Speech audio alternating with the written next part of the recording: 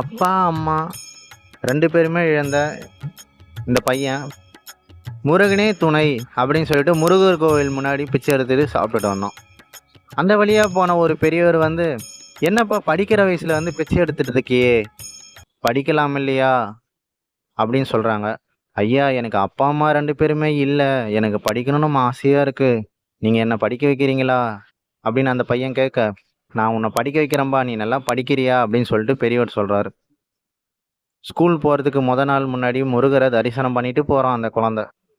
முருகா, உன்னோட தரிசனத்துல ஒரு பெரியவர் என்னை படிக்க வைக்கிறாரு, நீ தான் எனக்கு துணையா இருக்கணும்னு சொல்லிட்டு ஸ்கூல் போறான், நல்லா படிக்கிறான். ஸ்கூல் முடிச்சுட்டு அடுத்தது காலேஜ் ஜாயின் பண்றான். காலேஜ்லயும் நல்லா படிக்கிறான். ஒரு சூப்பரான பெரிய கேம்பஸ்ல செலக்ட் ஆயிட்டு நல்ல ஒரு ஜாப்ல வந்து ஜாயின் பண்ணிட்டான். கடைசியா மறுபடியும் முருகர்கிட்ட போறான். முருகா, உன்னால தான் வந்து எனக்கு ஒரு நல்ல வேலை கிடைச்சிருக்கு அப்படின்னு சொல்லிட்டு முருகரை தரிசனம் பண்ணிட்டு தினமும் வேலைக்கு போக ஆரம்பிக்கிறான்.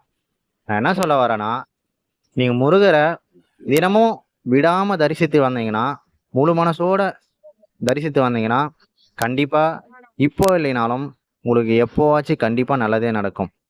இந்த வீடியோவை பார்க்குற ஆணா இருக்கட்டும், பெண்ணா இருக்கட்டும், குழந்தை இல்லையா, கல்யாணம் ஆகலையா, முருகா அப்படின்னு சொல்லிட்டு நினைங்க, கண்டிப்பா எல்லாமே நல்லதே நடக்கும்.